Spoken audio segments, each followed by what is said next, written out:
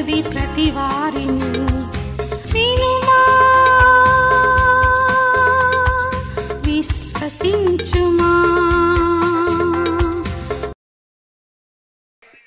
యెహెజ్కేలు గ్రంథము 18వ అధ్యాయము 27-28 వచనాలు.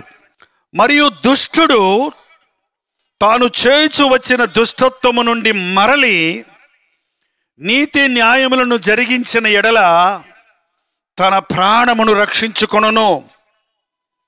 అతడు ఆలోచించుకొని తాను చేయుచు వచ్చిన అతిక్రమ క్రియలన్నిటినీ చేయక మానెను గనుక అతడు మరణము నొందక అవశ్యముగా బ్రతుకొను. చాలా కష్టమైంది నాకు ఈ వాక్యం చెప్పడానికి. నీ బిడ్డలందరూ వచ్చినప్పుడు దుష్టుడు అని వాక్యం ప్రారంభించమంటావా అని గింజుకులాడుతున్నాను మధ్యాహ్నం నుండి. మంచి వాక్యం ఏదన్నా ఇవ్వయ్యా అంటే నేను చెప్పమన్న మాట చెప్పాలి, నేను వెళ్ళమన్న చోటికి వెళ్ళాలి, నేను చెప్పమన్న మాట చెప్పాలి అని ప్రభువు నా 19వ ఏటనే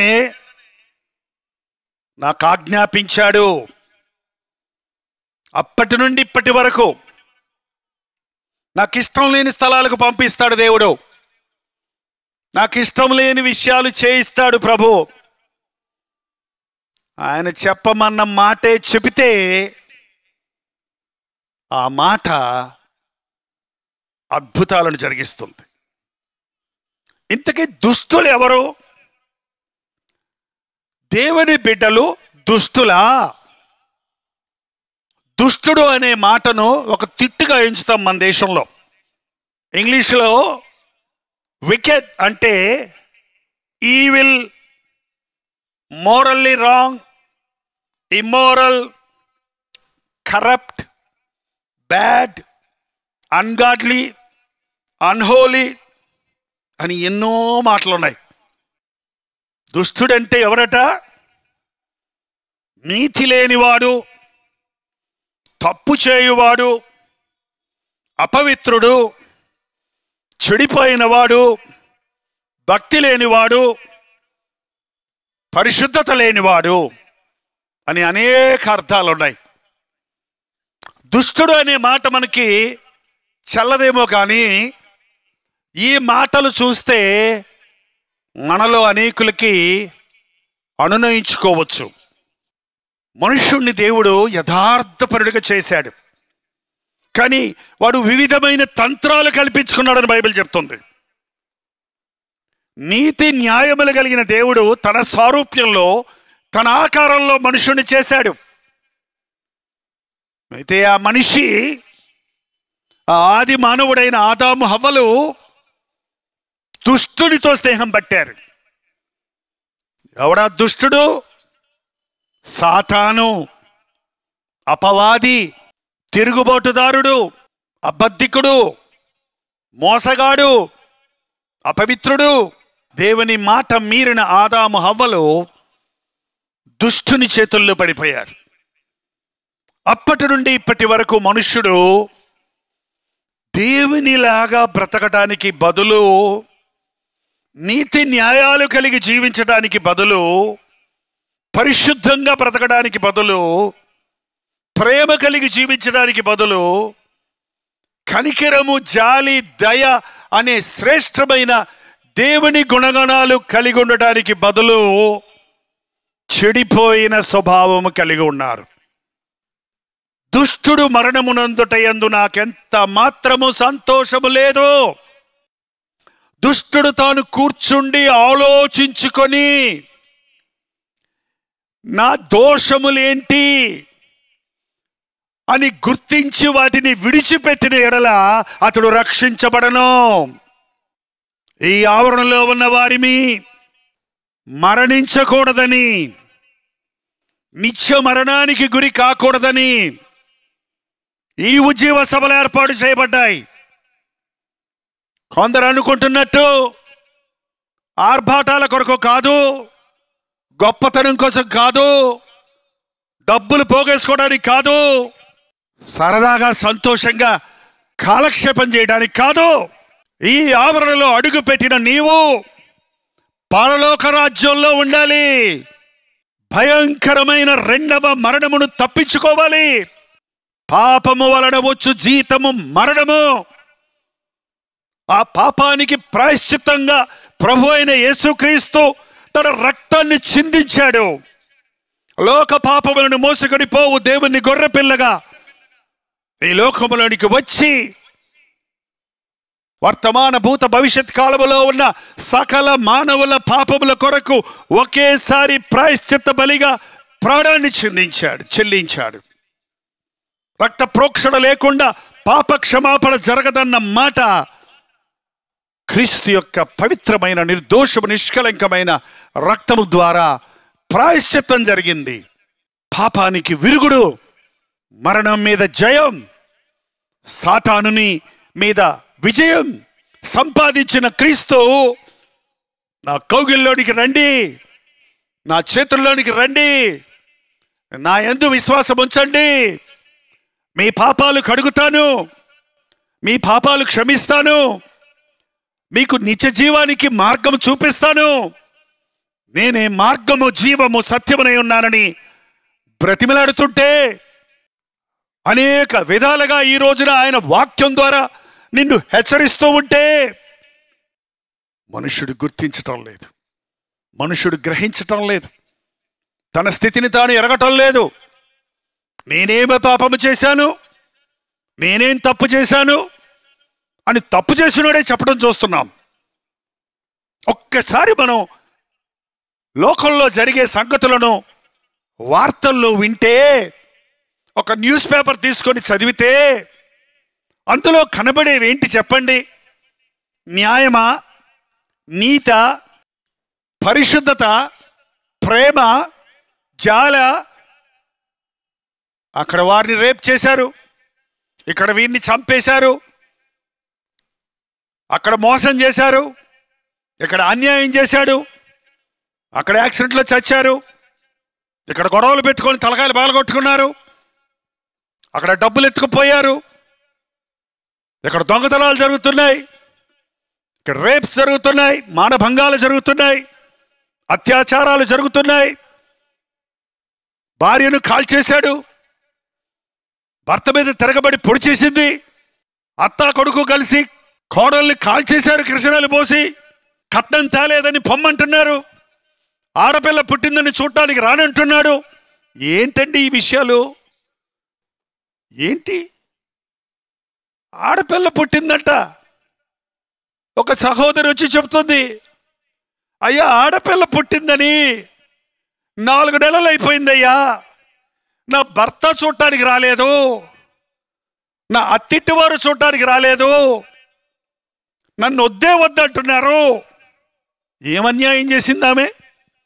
ఆ అత్త ఒక ఆడపిల్లేగా, ఆడ మనిషే కదా.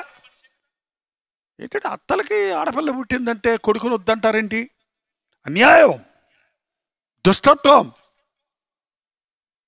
పురుషుడు భార్యను పోషించాలి, పురుషుడు కుటుంబాన్ని సంరక్షించాలి. ఎంతమంది పురుషులు ఈ రోజున త్రాగుడుకు బానిసలై తాగుతూ కూర్చుంటే, సంపాదించిందంతా తాగుతూ, ఇంటికి రాకుండా, ఇంటికి వస్తే భార్యను తిడుతుంటే కొడుతుంటే, అది చూస్తున్న పసిపిల్ల గుడ్డలు పగిలిపోతుంటే న్యాయమా ఇది? చెడిపోయిన మానవుడు తను తాను చెడగొట్టుకుంటూ ఇతరులను చెడగొడుతున్నాడు. ఒకడు పనికిమాలిన పని చేస్తూ మరణీకుల్ని కూడబెట్టుకుని వెళ్ళి పాపానికి లోబడుతున్నారు. ఒకప్పుడు వినేవాళ్ళం ఎక్కడో మానభంగం జరిగిందని, ఇప్పుడు సమూహ మానభంగం అట. 5-6 కలిసి ఒక చిన్న బిడ్డను మీద అత్యాచారం చేశారంటే అవి మృగాల మనుషులా? దుష్టత్వం పెరిగిపోతుంది, అపవిత్రత పెరిగిపోతుంది. క్రైస్తవుడంటే ఎవడనుకుంటున్నావు?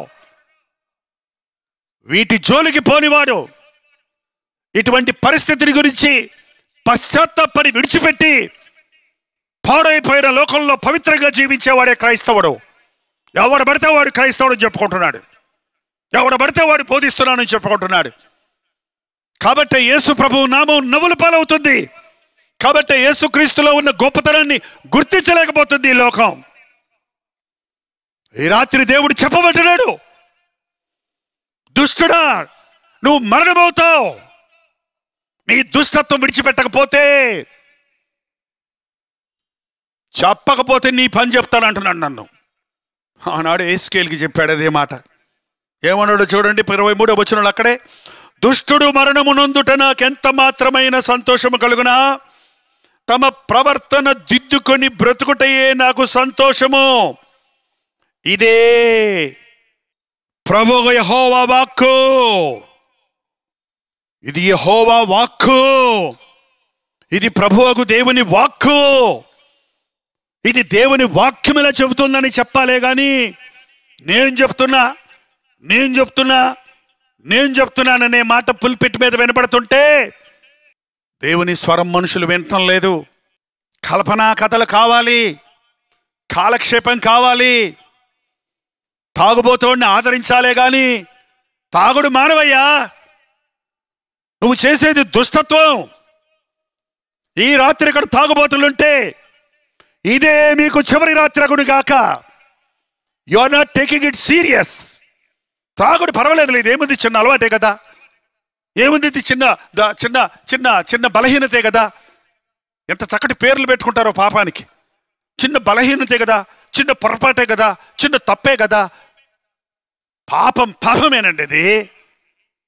నువ్వు చేసేది ఎంత నీచమైన పని నీకు తెలిస్తే దాని మీద నీకు విరక్తి వస్తుంది, దాని మీద నీకు అసహ్యత వస్తుంది. నువ్వు ఆ పాపం నుంచి బయటపడాలని ఆశ వస్తుంది. ఎంతమంది తాగుబోతులు ఈ రోజున క్రీస్తు నామాన్ని పెట్టుకుని ఉంటారు, చర్చిలకు వస్తారు, 1వ తారీఖు మీటింగ్కి వెళ్తారు, మారిపోతాను అంటారు, మళ్ళీ పాత బతుకుతుంటారు. నీ ప్రవర్తన దిద్దుకో, నీ పాపమును ఒప్పుకో. నువ్వు హెచ్చరించకపోతే నిన్ను నేను లెక్క అడుగుతానన్నాడు దేవుడు. నువ్వు వెళ్ళి దుష్టుడా నువ్వు మరణిస్తావని చెప్పు, వారు తప్పులు ఒప్పుకొని సరిచేస్తే వాడు బతుకుతాడు, నిన్ను కూడా నేను ఒప్పుకుంటాను. నువ్వు చెప్పకపోతే ఆ బలి నీ మీద వేస్తానన్నాడు ప్రభు. సేవ చేయటం అంటే సరదా అనుకుంటున్నారండి? ఆ సేవ అంటే సరదా అనుకుంటున్నారా? కత్తి మీద సాము లాంటిది ఇది. ఖడ్గం పెట్టుకొని చేత్తో పట్టుకొని పక్కవాడిని పొడుచుకునేది ఇది. 2 అంచెల గల ఖడ్గము దేవుని వాక్యం. నీకు చెప్పేది కాదు, నాకు చెప్పుకునేది ఇది. ఇతరులకు ప్రసంగించిన తర్వాత నేను భ్రష్టుడైపోతానేమోనని నన్ను నేను నలగొట్టుకుంటానన్నాడు దైవజనుడైన పౌలు. దేవుని సేవ చేయటం అంటే తమాషా కాదు, అగ్నితో ఆడటం లాంటిది. ఈ రోజున అనేకులు దేవుని నామాన్ని పట్టుకొని ఇష్టానుసారంగా జీవిస్తూ ఉన్నారు.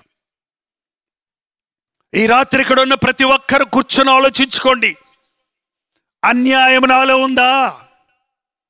అసభ్యత నాలో ఉందా? అపవిత్రమైన జీవితం నాలో ఉందా?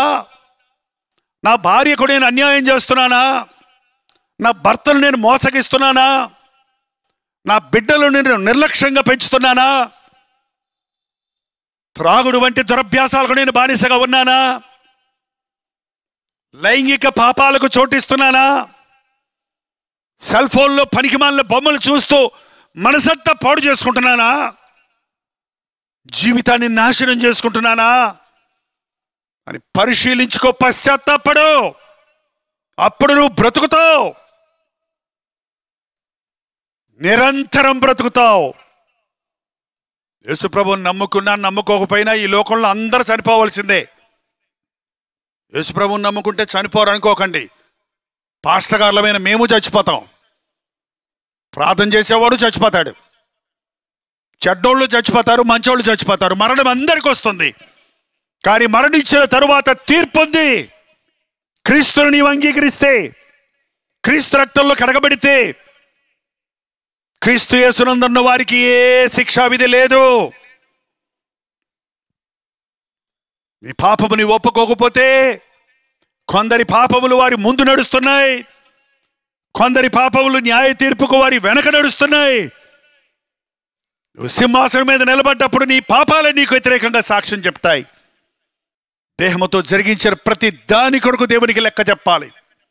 ఎవరి పేరైతే జీవ గ్రంథంలో రాయబడదో వారు అగ్ని గదకములతో మండు గుండములో పాడవేయబడదురు. ఇది రెండవ మరణము, అది శాశ్వత మరణము. మరణిస్తూనే ఉండటం అది. ఆ మరణం తప్పించటానికి, ఆ నరకమును తప్పించటానికే ప్రభువైన యేసుక్రీస్తు సిలువలో మరణించాడు. ప్రభువైన యేసుక్రీస్తు తాను వస్తానన్న ప్రభువు రాకుండా తామసం చేస్తున్నాడు. కొందరు అపహాసకులు ప్రభు రాకడ ఏమైందో విఫలమైపోయిందంట. నువ్వు నేను విఫలమవుతాం. ఆయన విజయుడు, ఆయన సర్వాధికారి. వస్తానన్నవాడు వస్తాడు. మన నిమిత్తమైన ఆలస్యం చేస్తున్నాడు. ఏ ఒక్కడు నశించకూడదు, ప్రతి ఒక్కరూ రక్షించబడాలని ఆశిస్తూ ఉన్నాడు. ఈ రాత్రి ఇక్కడున్న వారి ఒక్కొక్కరం పరీక్షించుకుందాం. బైబిల్లో నాబాలు అనే ఒకడున్నాడండి. అతడు మంచి కాలేబు వంశానికి చెందినవాడు. కాలేబు అంటే నిండు గుండెతో, నిండు హృదయంతో ప్రభువుని వెంబడించిన వాడు. ఆశీర్వదించబడిన జనాంగంలో నుంచి వచ్చినవాడు.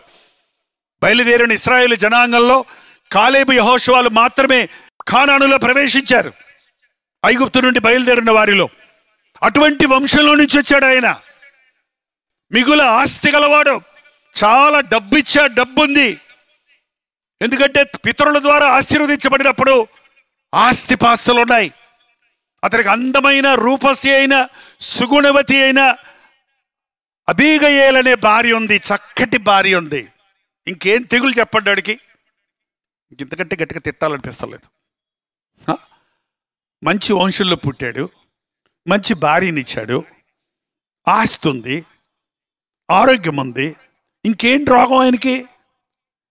పొద్దులేస్తే తాగుతా కూర్చుంటాడు. తాగుబోతులు విందులు, ఆ డబ్బంతా తాగడానికే. దావీదు పంపించాడు, అయ్యా ఏదన్నా గొర్రెల బొచ్చు కత్తిరిస్తున్నావట, కొంచెం ఏదన్నా మాంసం కొద్దిగా ఇయ్యాయా, కొంచెం ఏదన్నా పంచు నీకు ఉండదా అని అంటే, బాబాయ్ నీకెందుకు ఇవ్వలేరు, నువ్వు అని ఇష్టం వచ్చినట్టు మాట్లాడాడు. నువ్వెవడో నాకు తెలీదు, నీ దేవుడు ఎవడో నాకు తెలీదు అని ఆ డబ్బంతా తాగుబోతుల్ని పిలుచుకొని రాజులు విందు చేసినట్టు విందు చేసుకుంటున్నారు. సంపాదించిన సంపాదన భారీ ఖర్చు పెట్టకుండా ఫ్రెండ్స్తో ఖర్చు పెట్టి తిరుగుతావేంటయ్యా? నువ్వు దుష్టుడువా నీతిమంతుడువా చెప్పు? నువ్వు సంపాదించిన డబ్బుతో నీ భార్య బిడ్డల్ని పోషించకుండా నిన్ను నీవే సంతోష పెట్టుకోవడానికి ప్రయత్నిస్తావేంటి? నువ్వు దుష్టుడు కాదా? ఎంతమంది పురుషులు ఈ రోజున తమ భార్యలను కన్నీరు గారుస్తున్నారు. ఎంతమంది ఏడుస్తూ చెప్తుంటారండి. నేను చాలా మంది కోసం ప్రార్థన చేస్తున్నప్పుడు ఒక్కోసారి లైన్లో వచ్చి 5-6 వరుస అదే చెప్తుంటే నా గుండె పగిలిపోతుంటుంది. నా భర్త 2 పిల్లలు పెట్టి వదిలిపెట్టేసి వెళ్ళిపోయాడయ్యా. చిన్నపిల్లలు చెప్తారు, మా డాడీ తాగుతారు, మా అమ్మని కొడతారు, ఇంటికి వచ్చి అంకుల్ ప్రార్థన చేయండి మా డాడీ కోసం. చిన్నపిల్లలు. ఆ తండ్రికి గుండె లేదా? నా బిడ్డ ఏడుస్తుంది, నా భార్య దుఃఖపడుతుంది, నా బిడ్డలకు గంజి లేదే, నేను బాటిల్ తాగుతున్నానే అనే ఆలోచన లేదా? తాగుబోతా. ఈ రాత్రి దేవుడు నీతోటే మాట్లాడుతున్నాడు. ఈ రాత్రి నువ్వు బ్రతకాలని ఆశిస్తున్నాడు. ఈ రాత్రి నువ్వు త్రాగుడు అసహించుకోవాలి. అది ఎంత హీనమైందో, ఎంత అసహ్యమైందో, ఎంత నిన్ను బాధపడుతుందో, నీ కుటుంబాన్ని పాడు చేస్తుందో నువ్వు గుర్తించుకోవాలి. నువ్వు ఆలోచించుకో. అప్పుడు నీకు అసహ్యత పుట్టుద్ది ఆ పాపం మీద. అప్పుడు దాని జోలికి అలవనివి కాదు. ఈ రోజున ఎంతో మంది తాగుబోతులు పశ్చాత్తాపడి ప్రభు సాక్షులుగా బ్రతుకుతున్నారు. సంవత్సరాల తరబడి మీటింగ్కి వస్తూనే టీవీ ప్రోగ్రాంలు వింటున్నామండి, మీ ప్రోగ్రాంలు అంటూనే ఉంటాడు. తాగి నా దగ్గరకు వచ్చి ప్రార్థన కోరే వాళ్ళు కూడా చాలామంది ఉంటున్నారు. నేను సాధారణంగా తాగుబోతుల్ని ప్రేమిస్తా, జాలి పడతా. కానీ బలిపీఠం మీద నిలబడ్డప్పుడు నా ప్రభువు చెప్తున్నాడు, ఈ రాత్రి హెచ్చరించు. పరస్త్రీ వ్యామోహంలో పడి భార్యను మోసగించేవారు, భార్యను బాధ పెట్టేవారు, భార్యను వదిలేసేవారు. నేను వద్దంట నా భర్తకి, ఎవరితో ఉందంట అని వివాహమైన 2-3 సంవత్సరాలకు వచ్చి భార్యలు చెబుతుంటే, వాగ్దానం చేసి పెళ్లి చేసుకున్నావు కదా, యవన కాలములో పరిత్యజిస్తే నీ భార్య పక్షంలో దేవుడు వాదిస్తాడట, జాగ్రత్త. భార్యను విడనాడి మరొకతను వివాహము చేసుకున్నవాడు వ్యభిచారము చేయుచున్నాడని ప్రభు చెప్పాడు. వ్యభిచారులను, వేశ్యాగులను దేవుడు తీర్పు తీర్చక మానడు. ఇది వ్యభిచార తరం అండి. ఇది సర్వసాధారణమైపోయింది. ఏమండి, చనువుగా ఉంటాం అంతేనండి, ఏదో కాసేపు జోకులు వేసుకుంటాం మేము. ఈ రోజున ఓరల్ సెక్స్ ఎక్కువైపోయింది. మాటల్లో సెక్స్, క్రియల్లో సెక్స్ చేయడానికి ఓపిక లేదు, బలము లేదు, అవకాశం లేదు. కాబట్టి నోడుతోటి మాట్లాడుకుంటుంటారు కొంతమంది వ్యంగ్యంగా, కొంతమంది తాకుదల, పరస్త్రీ పర శరీరానుసారులు ఇతరుల శరీరాలను ముట్టాలని, రాసుకోవాలని, పూసుకోవాలని, తద్వారా ఒక విధమైన సాటిస్ఫాక్షన్ పొందాలనుకుంటున్నారు. అది కూడా వ్యభిచారమే. చాలా మంది వ్యభిచారాన్ని చూస్తంలో ఆనందిస్తున్నారు. సెల్ ఫోన్లో నీకు దొరుకుతున్నాయి కాబట్టి పనికిమాలిన బొమ్మలు, అపవిత్రమైన కార్యాలు చూస్తూ నువ్వు పడుకుంటున్నప్పుడు నువ్వు దేవుని దృష్టిలో దుష్ట కార్యం చేస్తున్నావు. యోసేపును పోతిఫర్ భార్య పట్టుకొని నాతో శయనించు అన్నప్పుడు ఏమన్నాడో తెలుసా యోసేపు? ఇంత ఘోరమైన దుష్కార్యమును నేను ఎలాగూ దేవుని ఎదుట చేస్తాను? ఇది దుష్కార్యము. పరపురుషుని భార్యను ముట్టడం దుష్కార్యము. పర శరీరానుసారులుగా ఉండడం దుష్ట కార్యాలు. నువ్వు యేసు ప్రభువుని నమ్మానంటే వీటికి దూరంగా ఉండు. నువ్వు క్రైస్తవుడు అనుకుంటే ఇవి నీ పక్కకు రాకూడదు, నీ బ్రతుకులో చోటు చేసుకోకూడదు. ఇప్పటికే అట్టి స్థితిలో నీవు ఉంటే పశ్చాత్తపడు. ఎంత మంచి దేవుడు అండి. శపించి వదిలిపెట్టేవాడు కాదు ప్రభు, గద్దించి దిద్దుబాటు చేసుకోవడానికి అవకాశం ఇచ్చేవాడు. నీ తప్పును తెలుసుకుంటే చాలు, మరుక్షణం నువ్వు ఆయన కౌగిల్లో ఉంటావు. నీ తప్పు నువ్వు తెలుసుకున్నంతసేపు ఇది తప్పు కాదులే, ఇది పెద్ద తప్పు కాదులే అనుకున్నంతసేపు నువ్వు అలాగే మొండికెత్తేస్తున్నావు, బండగుండి కలిగిన వాడిగా అయిపోతున్నావు. నాబాలుకి ఎంత చెప్పినా ఎంత కృతజ్ఞత లేదు. నేను అడిగితే బాగోదు కానీ నీకు దేవుడు ఒక మంచి భార్యని ఇచ్చాడా లేదా? ఒక ప్రార్థనా పర్వాలైన భార్యని ఇచ్చాడా లేదా? నువ్వంటే పడి పరిచర్య చేసే, వంటొండి పెట్టి నీకు చాకిరీ చేసే భార్యని ఇచ్చాడా లేదా? ఎప్పుడైనా దేవుడిని నువ్వు స్తుతించావా? ఎప్పుడైనా ఆ భార్య పట్ల నువ్వు జాలి చూపించావా? ప్రేమ చూపించావా? అదేదో ఆమె బాధ్యతది, ఆమె కర్మది అన్నట్టుగా ట్రీట్ చేస్తున్నావా? గుణవతి అయిన భార్య దొరుకుట అరుదు. అట్టిది ముత్యముల కంటే ఎక్కువ. నేను గమనిస్తున్నానండి, భార్య చేత బాధ పెట్టబడే పురుషులు ఉన్నారు. భార్య మంచి భార్యనిస్తే ఆ భార్యతో సంతోషంగా ఉండలేక తమ జీవితాలను నరకపాత్రులుగా చేసుకునే పురుషులు ఉన్నారు. అబీగయేలు సుబుద్ధి కలిగింది, రూపసి. ఆ నాబాలు పనికిమాలినవాడు, ఎవరిని మాట్లాడనివాడు, మోటువాడు, దుష్టుడు, ఇష్టం వచ్చినట్టు ప్రవర్తించాడు. దావీదు కోపం వచ్చి చంపడానికి వస్తుంటే అబీగయాలు పరిగెత్తి దావీదు పాదాల మీద పడి, అయ్యా నా భర్త దోషం నాదని ఎంచుకో అయ్యా, నా భర్త పాపాన్ని నాదిగా ఎంచుకో అయ్యా, నా భర్తను చంపకయ్యా.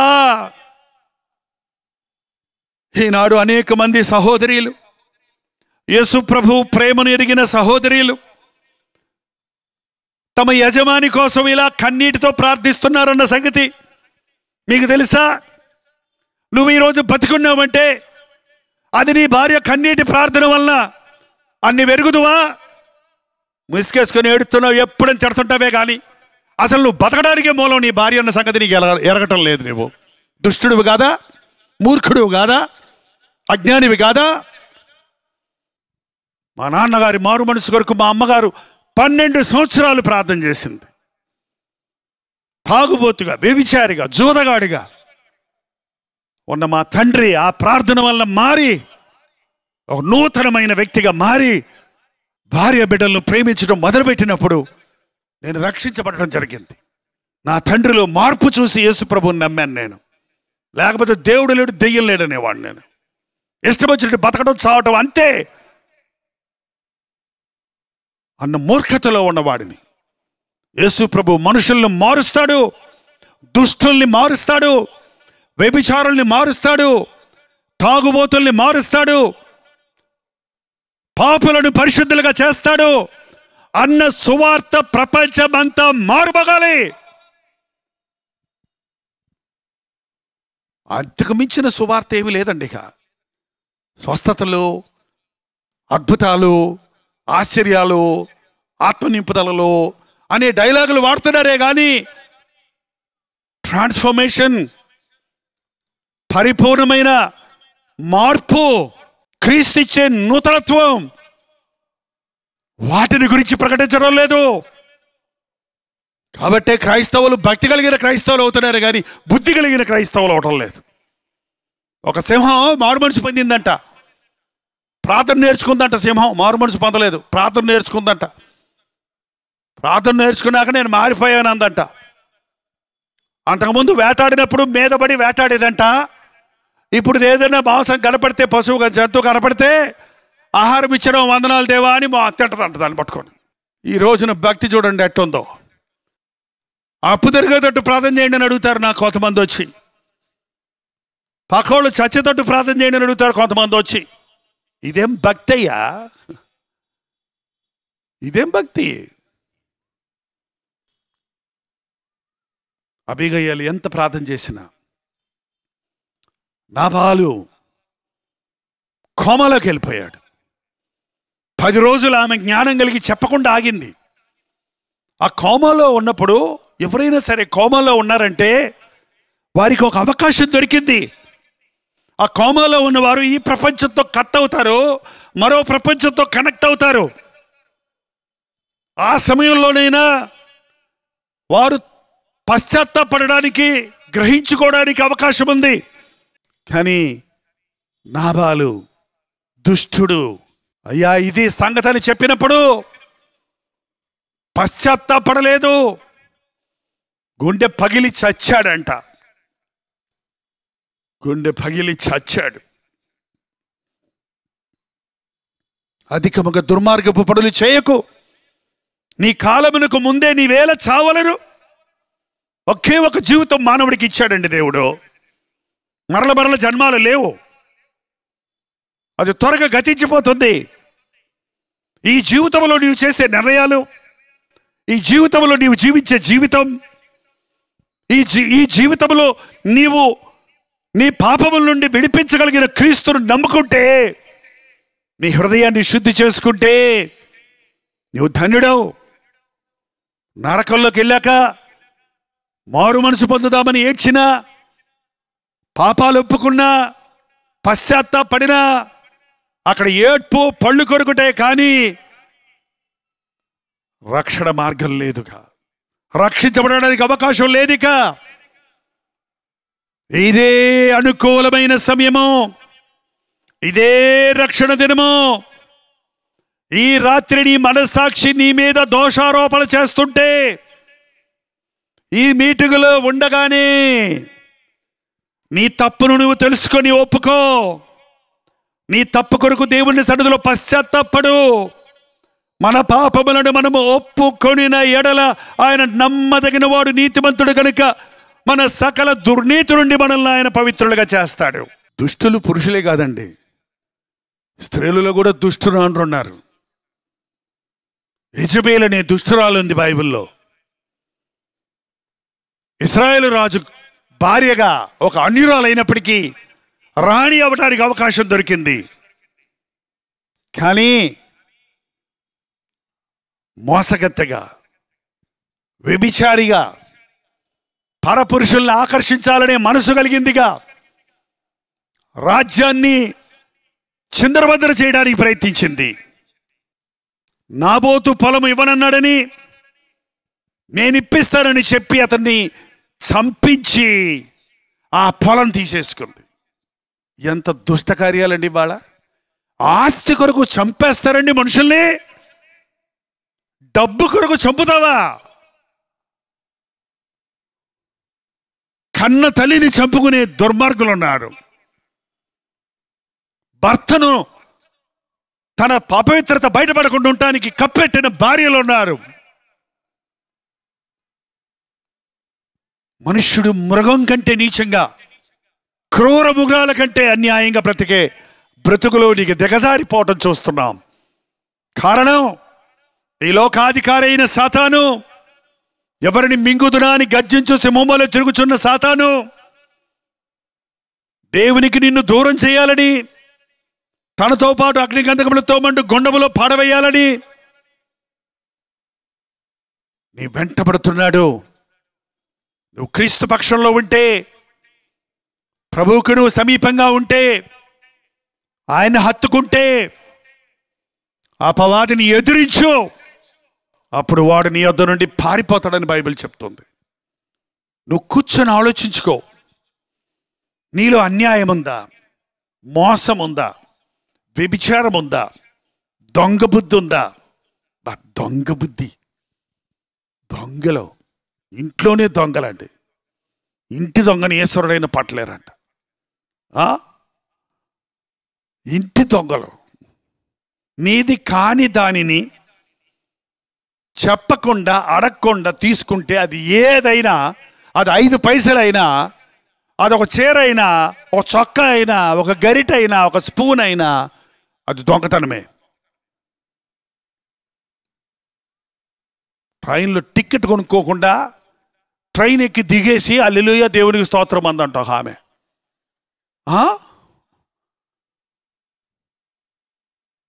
ప్రసంగం చేస్తానికి వెళ్తుందంట పాస్టరమ్మ గారు.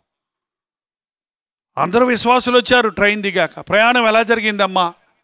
చాలా బాగా జరిగింది, హల్లెలూయా దేవుడు అద్భుతం చేశాడు. టికెట్ కొనుక్కోకుండా ట్రైన్ ఎక్కాను. టీసీ వచ్చేటప్పటికి నేను టాయిలెట్లోకి వెళ్ళాను. బయటకు వచ్చేటప్పటికి ఆయన వెళ్ళిపోయాడు. హల్లెలూయా అద్భుతం జరిగిందంట. ఏం అద్భుతాలండి, చవకబారు అద్భుతాలు. ఇలాంటి అద్భుతాల గురించి చెప్తారేంటి మనుషులు ఈ రోజున? అరే, యేసు ప్రభు చేసిన మొదటి అద్భుతం ఏంటో తెలుసా? నీటిని ద్రాక్షరసంగా మార్చాడు. అంటే ఇక నీళ్ళు తాగొద్దు, అందరం ద్రాక్షరసం తాగుదామంటారేమో. తాగండి, మంచిదే. ద్రాక్ష పళ్ళు తెచ్చుకొని జ్యూస్ తీసుకొని తాగండి, వంటికి మంచిది, పుష్టి. కానాను ఇప్పుడు కూడా మీరు వెళ్తే మంచినీళ్ళు దొరకవు. అక్కడ నీళ్లు తాగలేం కాబట్టి అక్కడ జ్యూస్ తాగుతారు. ఆ రోజుల్లో విందులో ఈరోజు మన సాంబారు పోసినట్టు ద్రాక్ష రసాన్ని పోసేవారు. అంతేగాని ఇది బ్రాందీలు, విస్కీలు, పులిసిని కావు. రంగు, రుచి, వాసన లేని నీళ్లను రుచి కలిగిన బలమిచ్చేటువంటి ద్రాక్షరసంగా మార్చాడు దేవుడు. ఏ విధమైనటువంటి ప్రయోజనం లేని బ్రతుకు. కొందరి బ్రతుకులు ఎలాగుంటాయంటే, బాగున్నావా? బాగున్నాను. ఎందుకు అలా ఉన్నావు? ఏమో.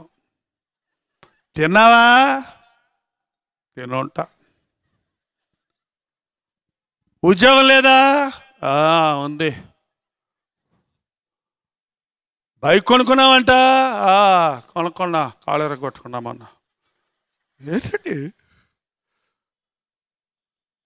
కొందరి జీవితంలో ఒక ఒక ఒక సంతోషం లేదు, ఒక తృప్తి లేదు. ఎప్పుడు వెగటు మాటలే, ఎప్పుడు చేదు మాటలే. ఏది మాట్లాడినా రివర్స్లోనే మాట్లాడతారు. నీ బతుకులో క్రీస్తు లేడు, నీ గమ్యం లేదు, నీ జీవితానికి గురి లేదు, నీ జీవితంలో సారం లేదు. ఎన్నో ఉన్నాయి, నీకు అన్నీ ఉన్నాయి. కూర వండినప్పుడు చూడండి ఎన్ని దినుసులు వేస్తారో. మన ఇండియాలో వండినన్ని కూరలు ఎక్కడ వండరండి అట్లాంటి దినుసులు. లవంగాలు, జీలకర్ర, యాలుక్కాయలు, ఎల్లుల్లిపాయలు. చెప్పండి అమ్మా, మీకు అర్థమవుతుంది కదా అన్న? ఇవి అర్థమవుతుంది బైబిల్ రెఫరెన్స్ల కంటే బాగా. అల్లం అన్ని నూరి వేయించి కట్ చేసి మిరపకాయలు, ఉల్లిపాయలు అన్నీ వేసి కూర వండి పెట్టావు అన్నాడు మీ ఆయన.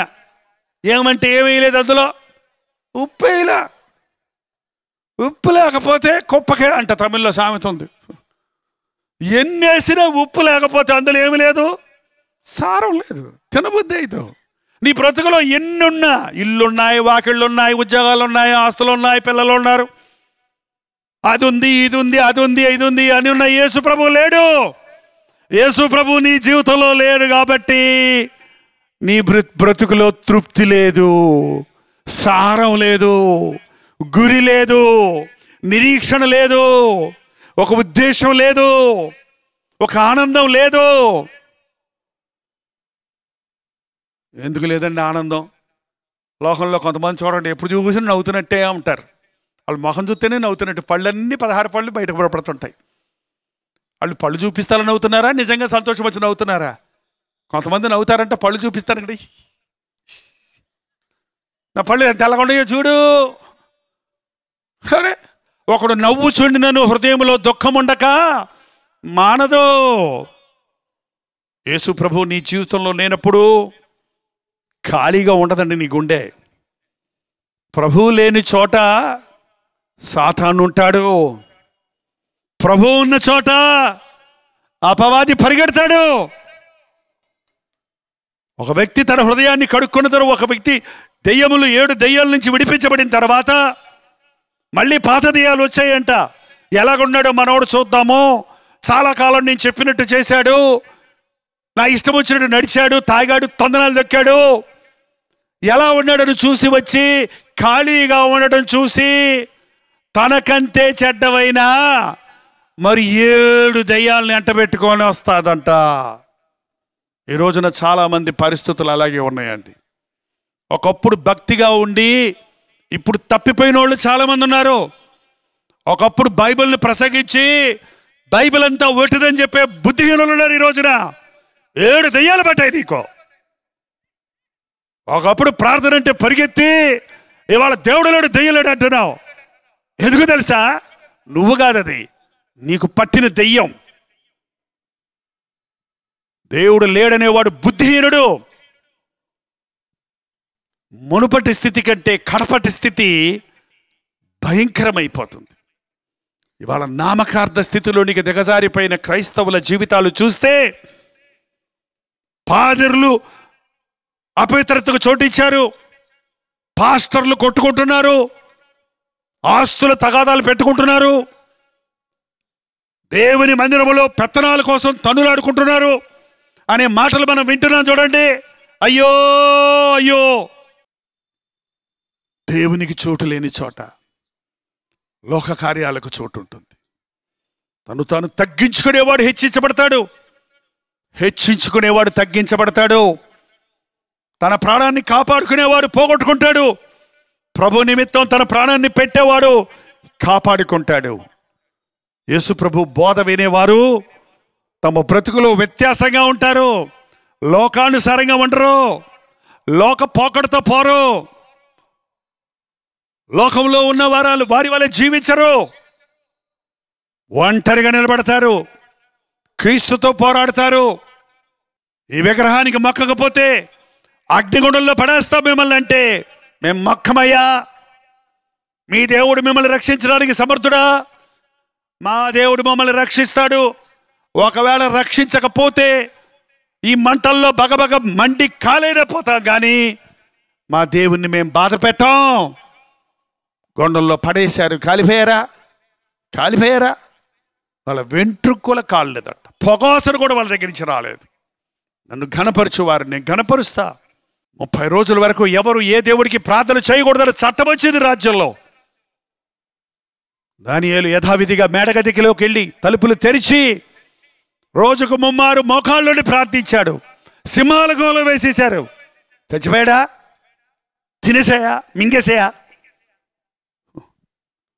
రాజు పొద్దునే వచ్చి అంటున్నాడు, దానియేలు, నీవు నిత్యము సేవించుచున్నది దేవుడు నిన్ను రక్షించాడా? నా దేవుని ముందు నేను నిందారహితుడిగా ఉండడం చూసి సింహాల నోళ్లను దేవుడు మూయించాడు. ఏదండి అలాంటి జయం ఈ రోజున మన జీవితాల్లో? ఏవి అలాంటి సాక్ష్యాలు మన జీవితాల్లో? అసలు మీరు సాక్ష్యం చెప్పమంటే ఏం సాక్ష్యాలు చెప్తున్నారు ఇవాళ? ఏం సాక్ష్యాలు చెప్తున్నారు? నాకు బాధలు వచ్చాయి, ప్రార్థన చేయమని అడుగుతున్నారు. వ్యాధులు వచ్చాయి, ప్రార్థన చేయమని అడుగుతున్నారు. అప్పుల్లో పడిపోయావు, రుణబాధలు ఎక్కువైపోయినాయి, ప్రార్థన చేయమని అడుగుతున్నారు. అసలు వీటికి మూల కారణం ఏంటి? నీ దేహాన్ని నువ్వు పాడు చేసుకున్నందువల్ల కాదా? నీవు దేవునికి మొదటి స్థానం ఇవ్వనందు వలన కాదా? నీకు ఇచ్చిన డబ్బును నీవు వ్యసనాల కోసం ఉపయోగించడం వలన కాదా? అత్యాశల కోసం ప్రయాసపడిన దాని వలన కాదా? నీ పాపం వల్ల తెచ్చుకున్న రోగానికి మందు ప్రార్థన కాదు, పశ్చాత్తాపం. పాస్టర్ గారు చేసే ప్రార్థన కాదు, నువ్వు పశ్చాత్తాపంతో చేసే ప్రార్థన. ప్రభు దగ్గరికి ఎవరు వచ్చినా, ఏ రోగంతో వచ్చినా, ఎటువంటి స్థితిలో వచ్చినా ప్రభు ఒకటే మాట చెప్పాడు, నీ పాపములు క్షమించబడి ఉన్నవి, నీ రోగము నివారణ అయింది. పాస్టర్ గారులకు పని ఉండాలి కదండి. అందుకని వాళ్ళ రోగాలకి వారం వారం రోగాల కోసం ప్రార్థన చేయాలి పాస్టర్ గారు. అందుకే 7 వారాలు రమ్మంటారు అయితే కొంతమంది పాస్టర్ గారు. ఇక్కడ ప్రార్థన చేస్తే పోద్ది, ఇంటికి వెళ్తే మళ్ళీ వస్తుంది. ఇక్కడ ప్రార్థన చేస్తే పోద్ది, ఇంటికి వెళ్ళే మళ్ళీ వస్తుంది. మళ్ళీ కానుక పట్టుకొని మళ్ళీ రావాలి, మళ్ళీ నిలబడాలి, మళ్ళీ పోద్ది, మళ్ళీ వస్తుంది, మళ్ళీ పోద్ది, మళ్ళీ. ఇదేనా బతుకంతా? ఇతనిలో నుండి బయటికి రా, మరి ఎన్నడూ ఇతనిలోనికి ప్రవేశించొద్దన్నాడు ప్రభు. ఒక్కసారి నీకోసం దేవుని సన్నిధిలో ప్రార్థిస్తే నీ తలపోటు మళ్ళీ రాదిక, నీ నడునొప్పిక కనబడదిక. నీ అప్పుల్లో నుంచి నువ్వు బయటపడితే మళ్ళీ అప్పుల్లో పడవేక. అది ప్రభు ఇచ్చే శక్తి, అది ఆయన చేసే స్వస్థత. వారం వారం ప్రార్థన ఎందుకమ్మా? ఒకే విషయం కోసం మళ్ళీ మళ్ళీ మళ్ళీ మళ్ళీ మళ్ళీ 100 స్థలాలకు వెళ్ళి ప్రార్థన చేయించుకోవటం ఎందుకు? నీ పాపం కొరకు పశ్చాత్తాపడు. నీ పాపాలు క్షమించబడ్డప్పుడు నీ రోగాలు స్వస్థత పడతాయి. ఆయన మన దోషములను క్షమించేవాడు, మన సంకటాలు కుదుర్చేవాడు. రోజు చదువుతారు 103వ కీర్తన. దోషాలు క్షమిస్తాడట, చెప్పండి, సంకటాలు కుదురుస్తాడంట. సంకటాలు అంటే ఏంటి? సమస్యలు, వ్యాధులు, ఇబ్బందులు, చిక్కులు, సమస్యలు. ఎప్పుడైతే నీ దోషం క్షమించబడిందో నీ సమస్యలన్నీ పరిష్కరించబడతాయి. ఈ రాత్రి మీరు అట్టో ఇట్టో తేల్చుకో. నా బ్రతుకులో ఒక రోజు వచ్చింది, మా నాన్న మారాడు.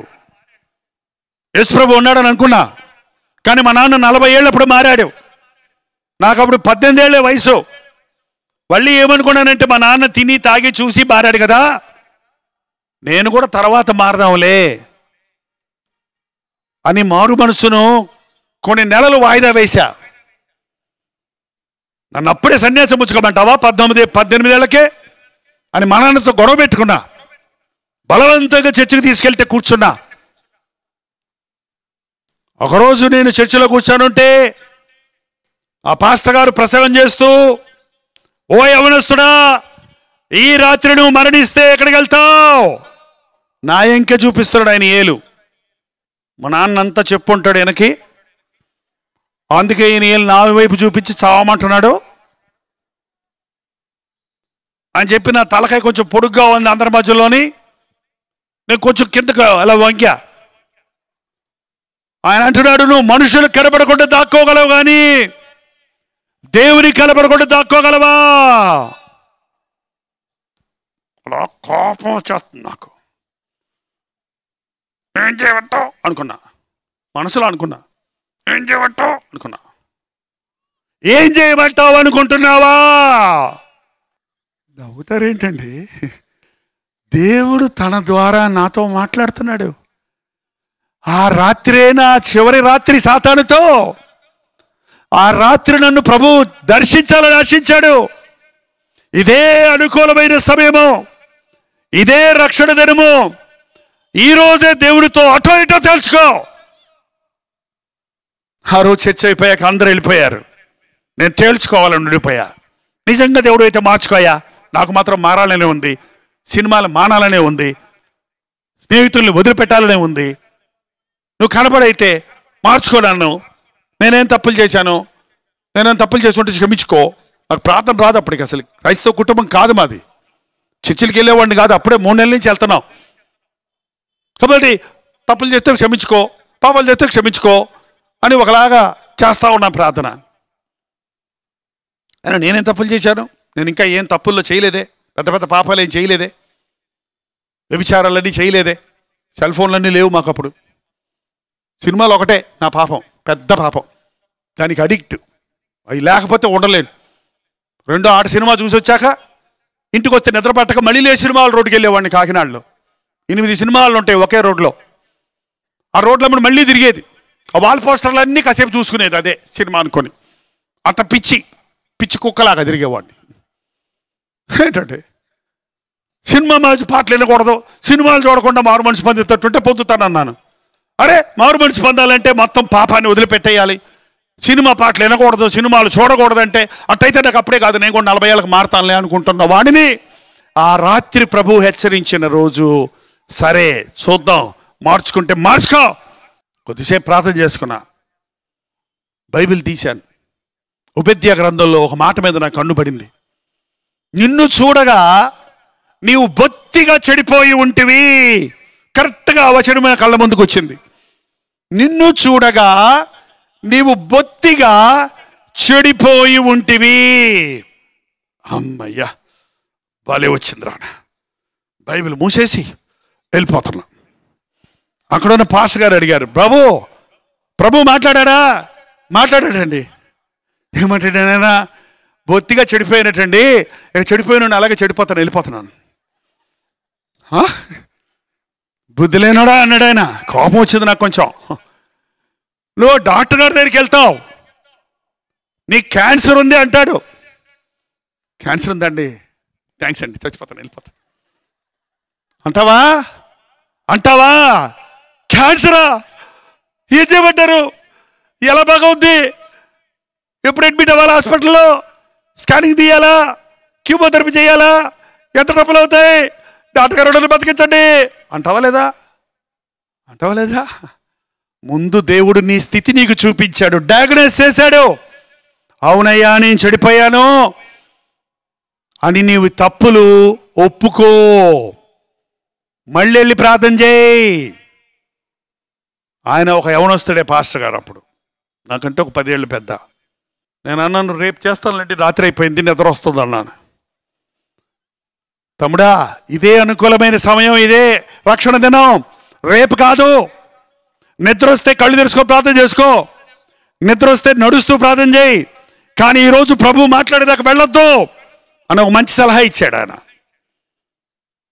అలాగే తెలిసి తెలియని ప్రార్థన చేస్తా ఉన్నాను. చిన్న దొంగతనాలు, చిన్న అబద్ధాలు, అమ్మతో చెప్పిన అబద్ధాలు, నాన్నతో చెప్పిన అబద్ధాలు, ట్యూషన్ మాస్టర్ ట్యూషన్ ఫీజు ఇమ్మంటే ఫీజు తీసుకెళ్ళి సినిమాలు ఖర్చు పెట్టుకున్న తప్పులు, తమ్ముళ్ళని కొట్టిని, చెల్లెళ్ళని మోసం చేసిని, చిట్టి అని కనపడుతున్నాయి. కానీ పెద్ద పెద్ద భూతద్దుల్లో కనపడుతున్నాయి అవన్నీ కూడా. నువ్వు దొంగవి, నువ్వు మోసగాడివి, నువ్వు అబద్ధికుడివి. డిటెక్టివ్ నవల్స్ అని ఉంటాయి ఆ రోజుల్లో, చిన్న పుస్తకాలు అద్దెకు తెచ్చుకొని చదివే వాళ్ళం గంటలు. అదిగో వస్తున్నాడు దొంగ, అంటుంటే సస్పెన్స్ అనమాట. దానికి అడిక్షన్. నాకు మైండ్ అంతా దాంతో నిండిపోయి ఉండేది. అవన్నీ పెద్ద పాపాలుగా కనపడ్డాయి. నాకు తెలియకుండానే నోరు తెరిచి నేను ప్రార్థన చేస్తున్నప్పుడు పరిశుద్ధాత్మ నన్ను పట్టుకున్నాడు. ఎన్ని గంటలు ప్రార్థన చేశాను? 11 గంట అయింది ఇంచుమించు. చర్చిలో గడియార ముందు ఎదురుకుండా గోడ మీద ఎవరు లేని ఒక్కనే ఉన్నాను. అయ్యా నన్ను మార్చయ్యా, నన్ను క్షమించయ్యా అన్నప్పుడు ఆ గదిలో ఒక మూల నుండి సెలవులో వేలాడుతున్న యేసు ప్రభు నా కళ్ళ ముందు ప్రత్యక్షమయ్యాడు. నిద్రపోవటం లేదు, కల కాదు, కళ్ళు తెరిసే ఉన్నాను. నీ కొరకు నా ప్రాణం ఇచ్చాను అన్న ఒక స్వరం నా చెవికి వినబడింది. నిలబడ్డోడిని అలాగే కుప్పలా కూలిపోయాను కిందకి. తెల్లవారి 8:30 దాకా ప్రార్థించుకుంటూనే ఉన్నాను. పరిశుద్ధాత్ముడు నా పక్షంలో ఉండి ఉచ్చరింపశక్యము కాని మూలుగలతో నా బ్రతుకంతా కడుక్కున్నా. నా చిన్న చిన్న పాపాలన్నీ ఒక సినిమా రీల్ లాగా నా ముందుకు వచ్చినాయి. నేను ఒప్పుకున్న ప్రతి పాపం సిలువకి వెళ్ళి ఆ మేకు గుచ్చుకుంటున్నాయి. ఒక పేపర్ లాగా వస్తుంది నా పాపం. అయ్యా అవునయ్యా అంటే అది పోయి అక్కడ గుచ్చుకుంటుంది. తెల్లవారేదాకా హోటల్స్లో ఇంతకు ముందు ఇప్పుడు కంప్యూటర్లు వచ్చాయి. బిల్లు చిన్న ముక్క ఇస్తారు. ముక్క ఇచ్చినప్పుడు కౌంటర్ దగ్గరికి వెళ్తే డబ్బులు ఇచ్చాక ఆ బిల్లు ఏం చేస్తారు చెప్పండి? అక్కడ ఒక ఓస ఉంటుంది గంటలాగా, దానికి వేసి చిల్లు పెడతాడు. చిల్లు పెట్టిందంటే అర్థం ఏమన్నమాట? డబ్బు కట్టేశావని అర్థం. చిల్లు పడకపోతే ఆ రుణం కట్టాలి. నా పాపాలన్నిటికీ కలువరి సెలవులోని మేకుకు చిల్లులు పడిపోయినాయి. నా పాప భారం తీరిపోయింది. ఆ రక్షణానందాన్ని గురించి నేను ఎంత వివరించినా మీకు అర్థం కాదు. అది అనుభవిస్తేనే తెలుస్తుంది. 8:30కు నేను కళ్ళు తెరిచి చూసేటప్పటికి కొత్త ఆకాశం కొత్త భూమిలాగా ఉంది. మా నాన్నగారు ఎదురుగుండా వచ్చారు. ఏమైపోయాడు వీడు, ఎక్కడ సినిమాల్లో తిరుగుతున్నాడేమో, చర్చిగా నీళ్ళు ఇంకా రాలేదని పొద్దున్నే వచ్చేటప్పటికి మా నాన్నను చూడగానే పరిగెత్తుకుంటూ వెళ్ళి మా నాన్న కాళ్ళ మీద పడి, నాన్న నిన్ను వ్యతిరేకించాను, నీ మీద తిరగబడ్డా, నిన్ను బాధ పెట్టాను, నిన్ను క్షమించాను, క్షమాపణ అడిగాను. సైకిల్ ఉండేటప్పుడు సైకిల్ వేసుకొని మీ అమ్మ ఏడుస్తుందిరా వెళ్ళరా అంటే సైకిల్ వేసుకొని అమ్మ దగ్గరికి వెళ్తా, ఇంటికి వెళ్తుంటే నేను తొక్కటల్లా సైకిల్ వెళ్ళిపోతుంది గాల్లో. రక్షణానందం కొత్త ఆకాశం కొత్త భూమిని సృష్టించానన్నాడు. అది 1971 సంవత్సరం ఫిబ్రవరి 15వ తారీఖు. ఇది పచ్చి నిజం, ఇది మరువరాని సత్యం. ఆ రోజు నేను పొందిన ఆ మార్పు, ఆ రోజు ప్రభువు నన్ను కడిగి శుద్ధనిగా చేశాడు. కాబట్టి నా ఇష్టం వచ్చినట్టు యవ్వన కాలంలో జీవిస్తున్న సమయంలో నా తప్పులు ఒప్పుకొని పశ్చాత్తాపడి ప్రభువుకి అప్పగించుకున్నాను. కాబట్టి ఒక అనామకుడిగా ఉన్న జైపాల్ దేవుని పిలుపుకు లోబడ్డప్పుడు 3 నెలలు తిరగకుండా నీ తల్లి గర్భంలో ఉన్నప్పుడే నేను ఏర్పాటు చేసుకున్నాను. నీవు బయలుపడకముందే జనములకు ప్రవక్తగా నిన్ను ఏర్పాటు చేశానని ప్రభు చెప్పిన మాటను నమ్మి ఒక 18 ఏళ్ల యవనస్తుడిగా కాకినాడ వదిలి చెన్నైకి నేను సేవకు వెళ్ళిపోయాను. ఆ రోజు నుంచి ఈ రోజు దాకా నా దేవుని కృప వలన నేను బ్రతుకుతున్నాను, నేను దీవించబడుతున్నాను, నేను హెచ్చించబడుతున్నాను, నేను ఆశీర్వదించబడుతున్నాను. నా ద్వారా అనేక మంది ఆశీర్వదించబడుతున్నారు. ఈ దీన పరిచర్యలో రక్షించబడ్డ యవనస్తులు ఎందరో ఈ రోజున సేవకులుగా ఉన్నారు, పాస్టర్లుగా ఉన్నారు, టీవీ ప్రీచర్స్గా ఉన్నారు. ఒక వ్యక్తిని ప్రభువు పట్టుకున్నప్పుడు అతని ద్వారా దేవుడు ఎన్ని గొప్ప తలంపులు కలిగి ఉంటాయో అని నేను ఆలోచించినప్పుడు జనములకు ఆశీర్వాదకరంగా చేస్తున్నాడు. ఈ రాత్రి నేను ఒకటి చెప్తున్నా, నీవు నీ దుష్టత్వాన్ని విడిచిపెడితే, నీవు నీ సొంత ఆలోచనలు విడిచిపెడితే, నీవు నీ సొంత మార్గాన్ని విడిచిపెడితే, ఇది చాలు నాకు ఈ బతుకులో అని దేన్నో ఒకటి పట్టుకొని అలడడానికి బదులు, ప్రభువా నాకు నీ రక్షణ దయచేయి, నన్ను జ్ఞాపకం చేసుకో అంటే నీ పట్ల దేవునికి గొప్ప తలంపులు ఉన్నాయి. దేవుని సమయాన్ని వృధాపరచుకోకండి. మీ జీవితం సమయం గడిచిపోతుంది. మీలో చాలామంది టీనేజ్ దాటిపోయారు, నడి వయసు దాటిపోయారు, కుటుంబీకులైపోయారు, భార్య బిడ్డలై ఉన్నారు. ఇంకా బుద్ధి రాలా, ఇంకా గ్రహింపలేదు, ఇంకా మార్పు లేదు. కొంతమంది మీలో ఇంకా తల నెరిసిపోతుంది, వృద్ధాప్యంలోకి వెళ్ళిపోతున్నారు, శరీరం బలం ఊడికిపోతుంది, అవకాశాలన్నీ హరించుకుపోతున్నాయి. ఇంకా జ్ఞానోదయం కలగల, ఇంకా నీ స్థితిని నువ్వు గ్రహించుకోవాలా, ఇంకా నిన్ను ప్రేమించే ప్రభువును గుర్తించలేదు. ఈరోజు నీ జీవితంలో మరపురాని రోజుగా మారాలంటే ఆలోచించుకో. దేవుని దుఃఖపరిచిన, దేవునిని బాధ పెట్టిన, నీ కుటుంబానికి బాధ కలుగు చేసిన విషయాలను, నీ శరీరాన్ని పాడు చేసుకుంటున్న విషయాలను, మీ దేహాన్ని అపవిత్రపరుచుకుంటున్న విషయాలను గుర్తు చేసుకో, పశ్చాత్తాపడు, ఒప్పుకో, చెప్పుకోని దేవునికి. ప్రార్థన వినేవాడు ఆయన, స్వస్థపరిచేవాడు ఆయన, క్షమించేవాడు ఆయన, బ్రతకాలని ఆశించేవాడు ఆయన. చివరిగా వచనం చదవండి, ప్రార్థన చేసుకుందాం. అదే యెహెజ్కేలు గ్రంథంలో 18వ అధ్యాయంలో 30-31 కూడా చదువుదాం. కాబట్టి ఇశ్రాయేలీయులారా, ఎవని ప్రవర్తనను బట్టి వానికి శిక్ష విధింతును. మనసు తిప్పుకొని మీ అక్రమములు మీకు శిక్ష కారణములు కాకూడనట్లు వాటిని విడిచిపెట్టుడి. ఇశ్రాయేలులారా, క్రైస్తవులారా, క్రీస్తునామాన్ని ధరించిన వారులారా, ప్రభువును నమ్ముచున్న వారులారా, మీ మార్గాలను, మీ తప్పులను విడిచిపెట్టండి. 31వ వచనం, మీరు జరిగించిన అక్రమ క్రియలన్నిటినీ విడిచి నూతన హృదయమును నూతన బుద్ధియు తెచ్చుకొనుడి.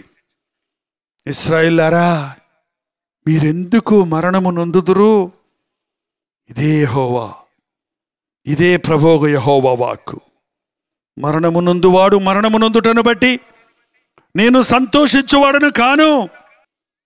కావున మీరు మనస్సు తిప్పుకొనుడి, అప్పుడు మీరు బ్రతుకుదురు. మీ మనస్సును తిప్పుకొనుడి, అప్పుడు మీరు బ్రతుకుదురు. అప్పుడు మీరు సంతోషించెదరు. అప్పుడు ప్రభు సాక్షులుగా జీవించెదరు. అప్పుడు మీరు పరలోక రాజ్య వారసులవుదురు. ఈ రాత్రి ఒక రక్షణ దినంగా, ఒక ఉజ్జీవ దినముగా, ఒక పరివర్తన దినముగా, మన స్థితిని మనం గ్రహించుకున్న దినముగా దేవుడు మనల్ని అభిషేకించును గాక. లేచి నిలబడండి, ప్రార్థన చేద్దాం. బలమైన కార్యం ఈ రాత్రి మనం చూడబోతున్నాం. పరిశుద్ధాత్ముడు నీలో ఒక గొప్ప మార్పును తీసుకురాబోతున్నాడు. తాగుబోతువా, ఇదే నీ చివరి రాత్రి. వ్యభిచారివా, ఇదే నీ చివరి రాత్రి. నూతన హృదయం నీకు ఇచ్చదను, నూతన బుద్ధి నీకు ఇచ్చదను.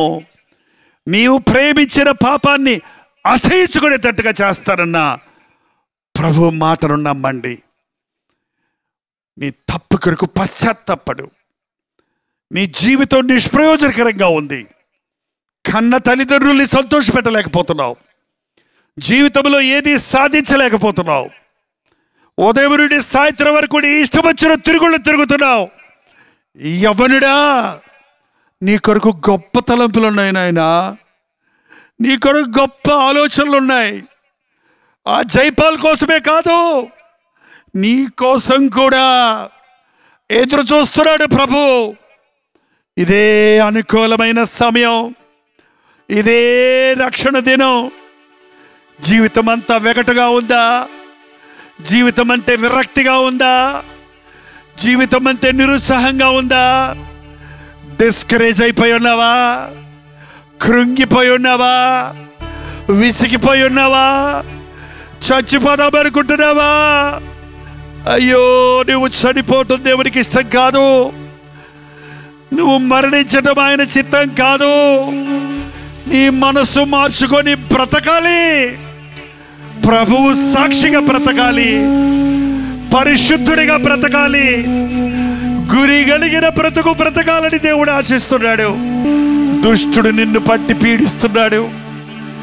నిత్య నరకానికి నిన్ను గురి చేయాలని ఆశిస్తున్నాడు. ఈ రాత్రి యేసు ప్రభువు మన మధ్య నిలబడి, నా కుమారుడా, నీ హృదయం నాకివ్వా. నీ కోసం నేను రక్తం కార్చాను. నీ పాపాలకు నేను పరిష్కారం సిద్ధం చేశాను. నా వైపు చూడు, నా శిలువ వైపు చూడు, నా వైపు చూడు అని ప్రతిమలాడుతున్నాడు. ఇంకా తిరగవా? ఇంకా త్రాగుడేనా? ఇంకా జూదమేనా? ఇంకా లోకాశలేనా? ఇంకా శరీరేచ్ఛలేనా? ఇంకా డబ్బు డబ్బు డబ్బడే ఆశేనా? ఏదో సాధించేస్తారు ఉద్యోగం వస్తే, ఏదో సాధించేస్తారు లోన్ దొరికితే, ఏదో చేసేస్తారు ఒక ఉద్యోగం వస్తే అనుకుంటున్నావే కానీ నీ అంతరంగంలో తృప్తి లేదే. అవి నిజమైన ఆశీర్వాదాలు కావే. ఈ రాత్రి ప్రభు వైపు చూడు. ఈ రాత్రి ఒక అద్భుతం నీ జీవితంలో జరుగుతుంది. దుష్టుడు తమ దుష్ట కార్యాలు విడిచిపెడితే బ్రతుకుతారని ప్రభు చెప్పాడు. నీతిమంతుడిగా చేస్తానంటున్నాడు ప్రభు నిన్ను. నూతన సృష్టిగా చేస్తానంటున్నాడు ప్రభు నిన్ను.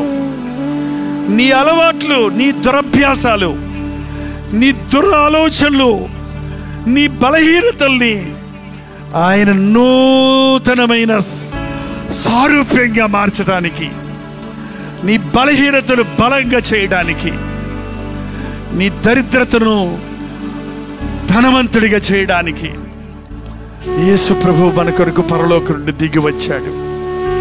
కట్టుకథల దేవుడి కాదా ఆయన, ఒట్టి మాటల దేవుడి కాదా ఆయన, బొమ్మల్లో చూసే దేవుడి కాదా ఆయన.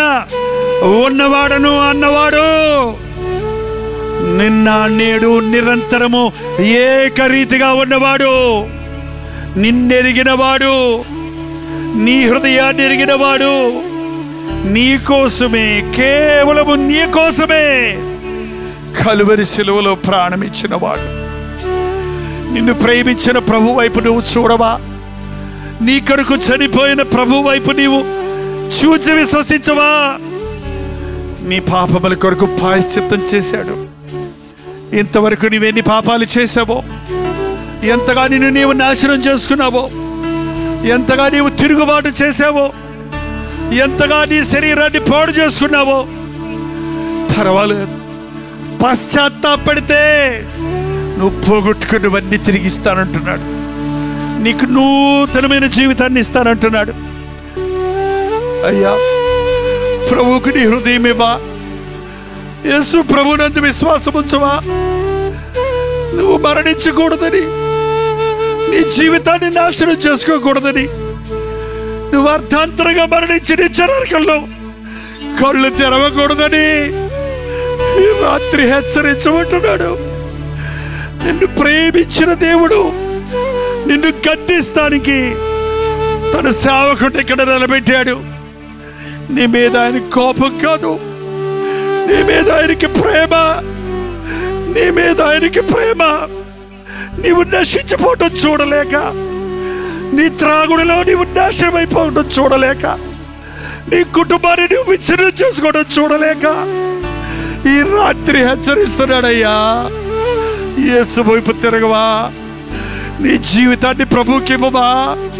రెండు చేతులు పైకెత్తి, చేతగాని వాడిని ప్రభు, ఏం చేయలేని వాడిని ప్రభు, నీకు లోబడిపోతున్నానయ్యా, నీకు అప్పగించుకుంటానయ్యా. నన్ను భరించేవాడివి నీవే, నన్ను మోసేవాడివి నీవే, నన్ను నడిపించేవాడివి నీవే.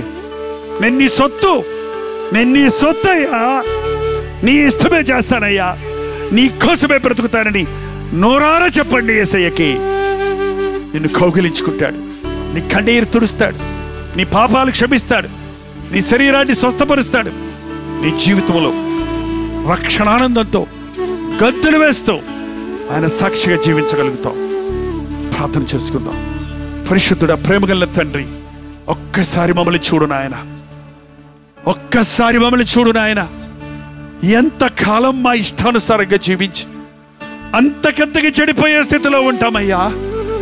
ఈ రాత్రి నీ హెచ్చరికను తీసుకొని, దుష్టుడు మరణ ముందుట ఏదో నాకెంత మాత్రము సంతోషము లేదు, తాను చేసిన కార్యాలను తలంచి ఆలోచించి పశ్చాత్తాపడి బ్రతకవల్లని నేను ఆశిస్తున్నానన్నమాట మా గుండెల్లో క్రియ జరిగించిన ఆయన.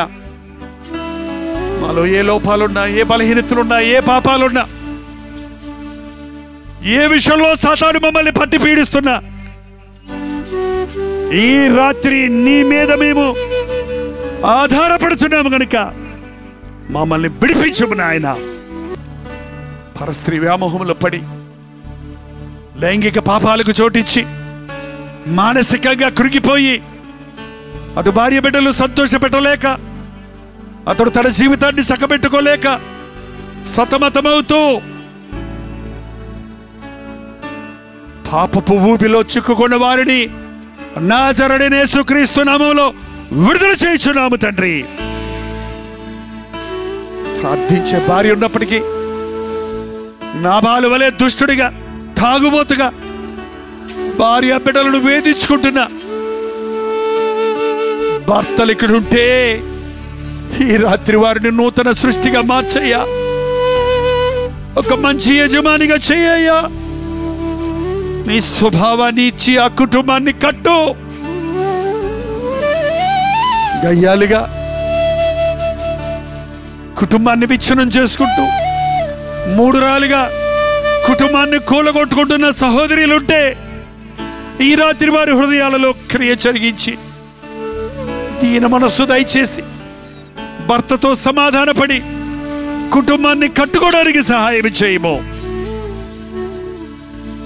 తల్లిదండ్రుల మాట వెనక, దేవునికి భయపడక, ఏ ఉద్దేశము ఏ గురి జీవితంలో లేక ఇష్టానుసారముగా తిరుగుతున్న యవ్వనస్తులు ఈ రాత్రి దర్శించిన ఆయన ఒకప్పుడు గురి లేని బ్రతుకుతున్న నన్ను పట్టి నీ సాక్షిగా వాడుకున్నట్టు నీవు కోరుకున్న యవ్వనస్తుల్ని రాత్రి పట్టుకోనైనా ఇంకొక్కడికి కూడా పాపంలో పోకుండా, ఇంకొక్కడికి కూడా వారి ఇష్టానుసారంగా ముందుకు సాగకుండా నీ కౌగిల్లో చేరడానికి ఈ రాత్రి ఇక్కడున్న యవ్వనస్తులను నాజరేయుడైన యేసుక్రీస్తు నామములో సాతాను బంధకముల నుండి, గురి లేని జీవితాల నుండి విడుదల చేయించున్నాము. ఈ రోజు వారి రక్షణ దినంగా మార్చిన ఆయన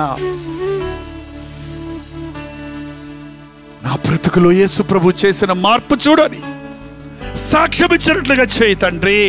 అంతరంగంలో శుద్ధి దయచేయి తండ్రి. క్రీస్తు రక్తంలో కడగబడి నీతిమంతులుగా తీర్చబడడానికి మా ఒక్కొక్కరికి నీ సహాయం చేయము.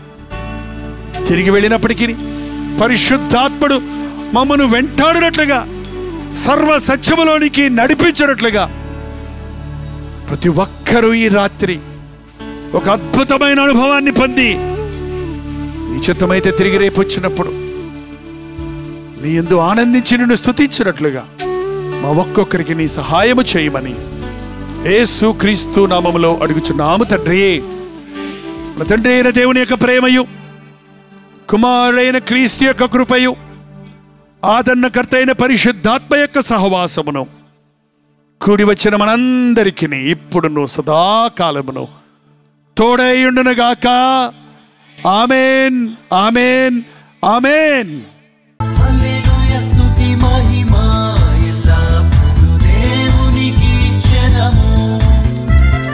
హల్లెలూయా. నరసరావుపేట పరిసర ప్రాంతాల్లో ఉన్న వారికి శుభవార్త. ప్రభుత్వమైతే నరసరావుపేటలో SSN కాలేజ్ ఆవరణలో ఈ నెల మే నెల 27, 28, 29 తారీఖుల్లో కల్వరి ఉజ్జీవ సభలు జరుగుతున్నాయి. హాజరవ్వండి. దేవుని వాక్యాన్ని ధ్యానిద్దాం. ప్రభువును స్తుతించి ఆయన యందు ఆనందిద్దాం. దేవుని సన్నిధిలో మన చింతలు కుమరిద్దాం.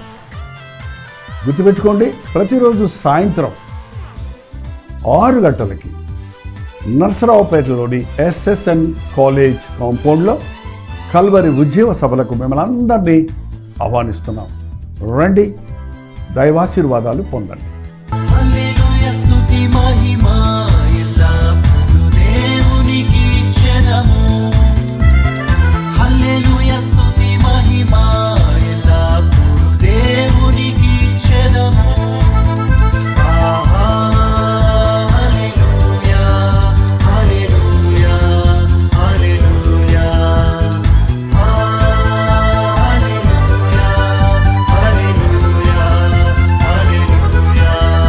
దేవుని స్తోత్రం. మీరు విన్న వర్తమానం మీకు ఆశీర్వాదకరంగా ఉంటే, మీ ప్రార్థన అవసరాలు భారాలు ఉంటే 954041 నెంబర్కి ఇప్పుడే ఒక టెక్స్ట్ లేక వాయిస్ మెసేజ్ ద్వారా వాట్సాప్ పంపించండి.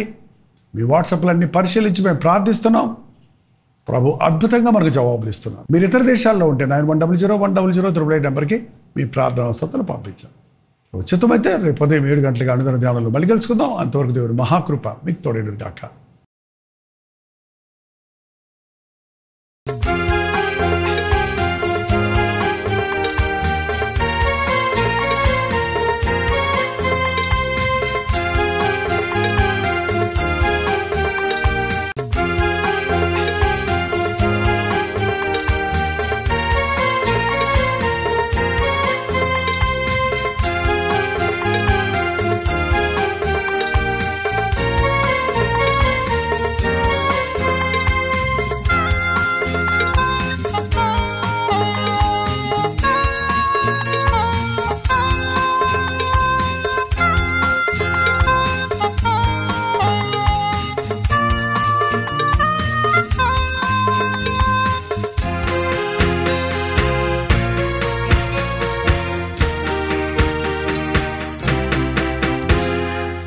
బ్రతుకు భారమై నీ